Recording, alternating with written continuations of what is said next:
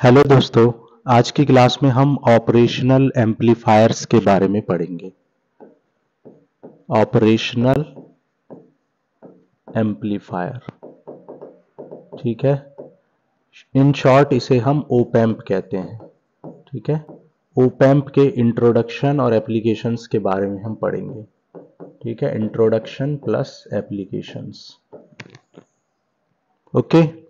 तो सबसे पहले हम समझते हैं कि ऑपरेशनल एम्पलीफायर को ऑपरेशनल क्यों कहते हैं, ठीक है। ऑपरेशनल्स क्यों कहते हैं,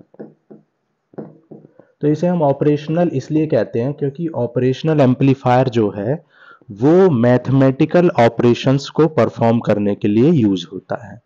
मैथमेटिकल ऑपरेशंस को परफॉर्म करने के लिए यूज होता है। मैथमेटिकल ऑपरेशंस में क्या हो सकते हैं? एडर, जिसे हम समर भी कह सकते हैं, सबट्रैक्टर, ठीक है, इंटीग्रेशन या इंटीग्रेटर, ठीक है, इंटीग्रेशन, डिफरेंशिएशन, ठीक है, मल्टीप्लायर या मल्टीप्लिकेशन, एडिशन, एक्सेट्रा, ठीक है। तो ऑपरेशनल एम्पलीफायर को हम ऑपरेशनल इसलिए कहते हैं क्योंकि ये मैथमेटिकल ऑपरेशंस को परफॉर्म करता है। जैसे कि ये एडर, सबट्रैक्टर, ये ऐड कर सकता है, ये सबट्रैक्ट कर सकता है, ये इंटीग्रेट कर सकता है, ये डिफरेंशिएट कर सकता है, ये कंपेयर कर सकता है, मल्टीप्लाई कर सकता है। ये सारे मैथमेटिकल ऑपरेशंस को ये परफॉर्म कर सकता है, इसलिए हम इसे ऑपरेशनल कहते हैं। और इसे हम एम्पलीफायर क्यों कहते हैं, तो आपको पता होना चाहिए कि एम्पलीफायर का मतलब ही क्या होता है? किसी भी सिग्नल को एम्पलीफाई करना, यानी कि उसकी स्ट्रेंथ को बढ़ाना, किसी भी वीक सिग्नल को स्ट्रॉन्ग सिग्नल में कन्वर्ट करना। कोई भी अगर आप एक एम्पलीफायर लेंगे तो उस एम्पलीफायर में अगर आप कोई भी इनपुट डालेंगे, सपोज आपने ये एक इनपुट अप्लाई कर दिया, तो ये क्या करेगा? इस इनपुट को एक स्ट्रॉन्ग सिग्नल में, एक हाई एम्पलीट्यूड वाले सिग्नल में बदल देगा। अगर आपने एक वीक सिग्नल अप्लाई किया है तो आपको क्या मिल जाएगा? उसकी स्ट्रेंथ को ये रेज कर देगा और उसे स्ट्रॉन्ग सिग्नल में कन्वर्ट कर देगा, ठीक है। तो इसका काम क्या होता है? वीक सिग्नल को स्ट्रॉन्ग सिग्नल में बदलना या एम्पलीफाई करना, इसलिए हम इसे एम्पलीफायर कहते हैं। और क्योंकि ये क्या करता है? डिफरेंट डिफरेंट मैथमेटिकल ऑपरेशंस को परफॉर्म करता है, इसलिए हम इसे ऑपरेशनल कहते हैं, ठीक है। अब बात करते हैं कि ऑपरेशनल एम्पलीफायर का सिंबल क्या होता है। ऑपरेशनल एम्पलीफायर का सिंबल, तो जो ऑपरेशनल एम्पलीफायर होता है उसके सिंबल की अगर हम बात करें तो ये है आपका सिंबल, ठीक है। ये आपका सिंबल है। और अगर इस सिंबल की हम बात करें तो सिंबल में आप देख सकते हैं कि सिंबल में यहाँ पर 2 इनपुट्स हैं। ये एक इनपुट है और ये एक इनपुट है। इस वाले इनपुट पर यहाँ नेगेटिव साइन होता है, ठीक है। इस इनपुट पर यहाँ पर नेगेटिव साइन होता है और यहाँ पॉजिटिव। आप उल्टा भी कर सकते हैं, ठीक है। यहाँ पर हम क्या करते हैं? सप्लाई वोल्टेज अप्लाई करते हैं। यहाँ पर क्या होता है? सप्लाई वोल्टेज देते हैं। यहाँ -VCC और यहाँ +VCC, और ये हमारा आउटपुट यहाँ पर हमें मिलता है। और यहाँ पर हम इनपुट अप्लाई करते हैं। मान लो कि यहाँ V1 है और यहाँ V2 है, ठीक है। जिस इनपुट टर्मिनल में नेगेटिव साइन लगा होता है उस इनपुट टर्मिनल को हम इन्वर्टिंग टर्मिनल कहते हैं। इन्वर्टिंग टर्मिनल क्यों कहते हैं इसे इन्वर्टिंग टर्मिनल? क्योंकि जब भी आप कोई भी सिग्नल इस इनपुट में V1 में कोई भी सिग्नल आप अप्लाई करोगे तो वो आउटपुट पर उसके डिफरेंट साइन में मिलेगा। मतलब अगर आप 5 वोल्ट अप्लाई करते हो तो आउटपुट में आपको -5 वोल्ट देगा। अगर -5 अप्लाई करते हैं तो +5, यानी इनपुट का सिग्नल क्या हो जाएगा? चेंज हो जाएगा। इसलिए हम इसे क्या कहते हैं? इन्वर्टिंग, यानी जो इन्वर्ट कर देता है, बदल देता है, ठीक है। और V2 जो होता है वो क्या होता है? V2 होता है नॉन इन्वर्टिंग टर्मिनल। तो V2 हमारा नॉन इन्वर्टिंग टर्मिनल होता है, जिसे हम क्या कह सकते हैं? नॉन इन्वर्टिंग टर्मिनल, क्योंकि इसमें जो भी आप इनपुट अप्लाई करेंगे आउटपुट में एज इट इज वो आ जाएगा, सिर्फ एम्पलीफाई होगा, उसका साइन चेंज नहीं होगा, ठीक है। तो इसलिए हम इसे क्या कहते हैं? Non inverting. तो जो ऑपरेशनल एम्पलीफायर है उसके सिंबल में 2 इनपुट्स हैं, V1 एंड V2। V1 को हम इन्वर्टिंग कह रहे हैं क्योंकि नेगेटिव साइन है, V2 को हम नॉन इन्वर्टिंग कह रहे हैं। वीसीसी और प्लस वीसीसी क्या है, डीसी सप्लाई वोल्टेज है, और वी आउट क्या है, आउटपुट वोल्टेज है, जो कि हमें एम्पलीफाई होके सिग्नल मिलेगा। ठीक है। अब अगर हम बात करें ओपैम्प की, तो ओपैम्प जो है उसका जो आउटपुट होता है वो amplified version of difference of input होता है। ठीक है। आउटपुट ऑफ ओपैम्प यानी कि operational amplifier, output of op-amp is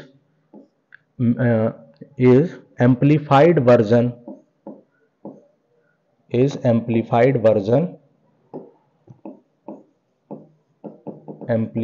version of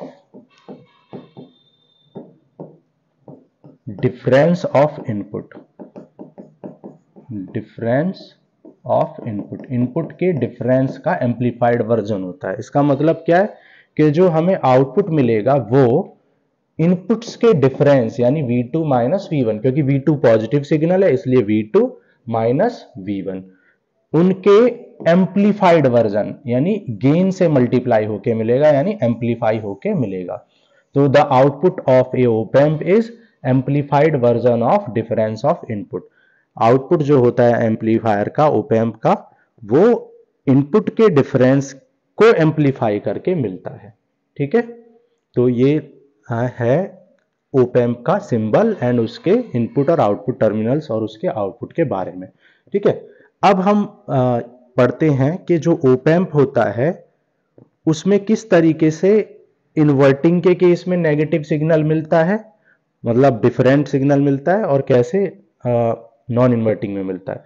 अगर हम इन्वर्टिंग की बात करें तो जब हम इन्वर्टिंग की बात करेंगे तो इन्वर्टिंग में क्या होता है कि हम इन्वर्टिंग टर्मिनल की वैल्यू पुट करते हैं, जबकि नॉन इन्वर्टिंग टर्मिनल यानी V2 को हम क्या कर देते हैं, ग्राउंड कर देते हैं। जब V2 को हम ग्राउंड कर देंगे तो V2 की वैल्यू क्या आ जाएगी, 0।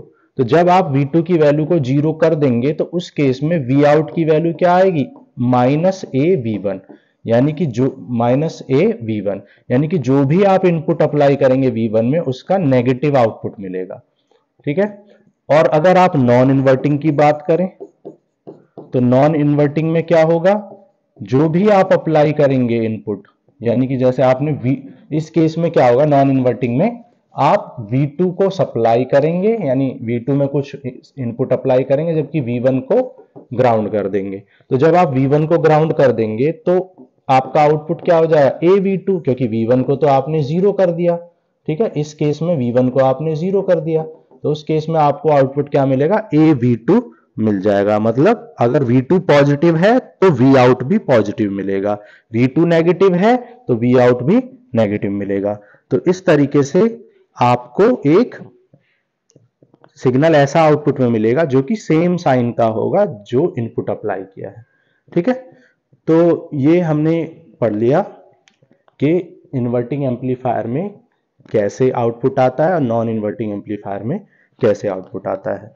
अब हम बात करते हैं कि ऑपरेशनल एम्पलीफायर की एप्लीकेशंस क्या होती हैं। ठीक है। ऑपरेशनल एम्पलीफायर की एप्लीकेशंस के बारे में पढ़ते हैं। तो अगर हम ऑपरेशनल एम्पलीफायर की एप्लीकेशंस के बारे में बात करें तो मैं ऑलरेडी आपको बता चुका हूं कि जो ऑपरेशनल एम्पलीफायर होता है उसको हम किस किस फॉर्म में यूज कर सकते हैं, उसको हम एक एडर की फॉर्म में यूज कर सकते हैं जो कि क्या करेगा, इनपुट्स को ऐड करेगा, जिसे हम समर भी कह सकते हैं। ठीक है। इसको हम एक सबट्रैक्टर की फॉर्म में यूज कर सकते हैं, सबट्रैक्टर की फॉर्म में इसको हम यूज कर सकते हैं। इसको हम एज ए इंटीग्रेटर यूज कर सकते हैं, इसको हम एज ए डिफरेंशिएटर यूज कर सकते हैं। ठीक है। सबट्रैक्टर को हम डिफरेंशियल एम्पलीफायर भी कह सकते हैं। डिफरेंशियल मतलब जिसका आउटपुट डिफरेंस ऑफ इनपुट के इक्वल हो। ठीक है। तो इसको हम डिफरेंशियल एम्पलीफायर भी, जबकि डिफरेंशिएटर का मतलब क्या है, जिसका आउटपुट किसके इक्वल हो, डिफरेंशिएशन ऑफ इनपुट के इक्वल हो। ठीक है। नेक्स्ट हम इसे बफर की तरह यूज कर सकते हैं, बफर जिसे हम वोल्टेज फॉलोवर भी कहते हैं। ठीक है। अपकमिंग वीडियोस में हम इनको डिटेल में पढ़ेंगे वन बाय वन, सारे टॉपिक्स को, एडर कैसे काम करेगा, सबट्रैक्टर कैसे काम करेगा, इंटीग्रेटर, बफर सब हम डिटेल में पढ़ने वाले हैं। इसको हम एज ए कंपैरेटर यूज कर सकते हैं, ठीक है। इसको एज ए हम इन्वर्टर यूज कर सकते हैं, ठीक है। और इसको हम एज ए इंटीग्रेटर हो गया, एज ए हम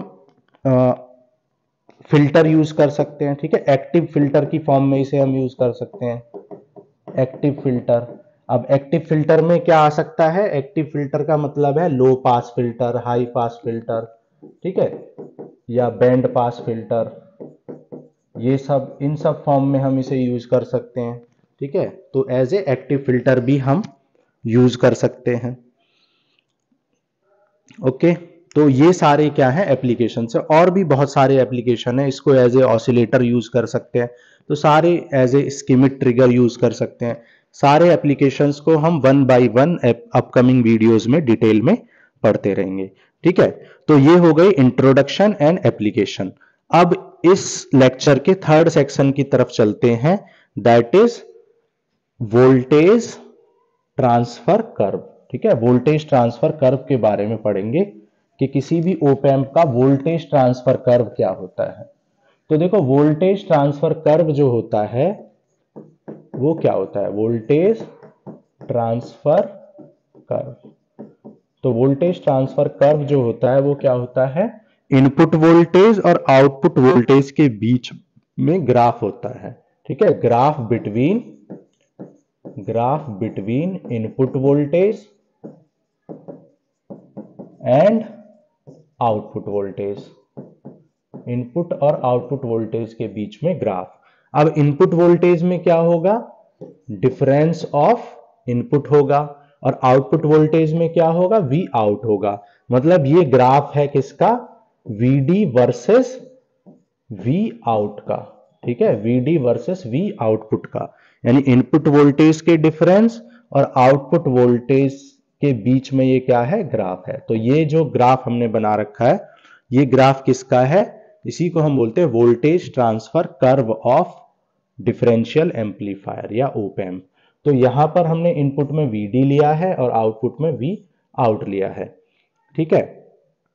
अब देखो किसी भी जैसा कि मैंने बताया कि वी आउट की वैल्यू क्या होती है? ए इंटू वी डी, यानी डिफरेंस ऑफ इनपुट सिग्नल के इक्वल होती है। और किसी भी एम्पलीफायर का ओपन लूप गेन का मतलब क्या है? जब कोई फीडबैक ना दिया हो। तो इस ओप एम्प में हमने कोई फीडबैक तो दिया नहीं है, तो ये ओपन लूप गेन होता है ए, और इसकी जो वैल्यू होती है वो 10 टू द पावर 5 से 10 टू द पावर 6 तक होती है। तो अगर मान लो कि आप एक 1 माइक्रोवोल्ट का सिग्नल इनपुट में अप्लाई करते हैं, तो आपको आउटपुट कितना मिलेगा? 1 microvolt into 10 to the power 6, यानी कि 1 वोल्ट आपको आउटपुट मिल जाएगा। तो अगर आप 1 माइक्रोवोल्ट का इनपुट अप्लाई करते हैं तो आपको आउटपुट क्या मिलेगा?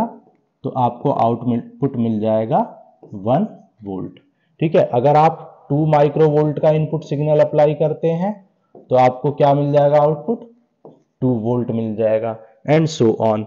लेकिन जैसे जैसे आप वी सैचुरेशन की तरफ जाएंगे, मतलब जो माइनस VCC है ये वी सैचुरेशन होता है। ये क्या करता है? किसी भी ओप एम्प के फाइनल आउटपुट को बाउंड करता है। तो कभी भी किसी भी ओप एम्प का आउटपुट वी सैचुरेशन से, यानी सैचुरेशन वोल्टेज से ऊपर नहीं जा सकता है। तो मैक्सिमम वी सेट और माइनस वी सेट तक ही आउटपुट जा सकता है। तो जब तक आप अपने इनपुट को इंक्रीज करते जाएंगे, आपका आउटपुट भी इंक्रीज होता जाएगा। लेकिन जैसे ही आउटपुट वोल्टेज यानी कि वी आउट वी सैचुरेशन यानी मैक्सिमम वोल्टेज तक पहुंचेगा, तो फिर उसका आउटपुट बढ़ना बंद हो जाएगा और आउटपुट क्या हो जाएगा? कांस्टेंट हो जाएगा, ठीक है। इसी कर्व को हम क्या कहते हैं? Voltage transfer curve. So voltage transfer curve क्या है? Difference of input signal and output signal के बीच में ग्राफ है। और इस ग्राफ में क्या होता है? जैसे जैसे हम इनपुट Vd की वैल्यू को बढ़ाते हैं, वी आउट की वैल्यू बढ़ती जाती है, लेकिन वी सैचुरेशन पर आकर वैल्यू क्या हो जाती है? कांस्टेंट हो जाती है। इसलिए इसी तरह -V सैचुरेशन पर जाकर भी वैल्यू कांस्टेंट हो जाती है और इस कर्व को हम वोल्टेज ट्रांसफर कर्व कहते हैं। ठीक है, तो आज हमने इस लेक्चर में क्या क्या पढ़ा? ऑपरेशनल एम्पलीफायर का इंट्रोडक्शन, उसके एप्लीकेशंस, और थर्ड हमने पढ़ा voltage transfer curve of op amp. अब नेक्स्ट क्लास में हम आइडियल ओप एम्प की कैरेक्टरिस्टिक्स के बारे में पढ़ेंगे। ठीक है, characteristics of ideal op amp. तो आज के लिए इतना ही। Thank you.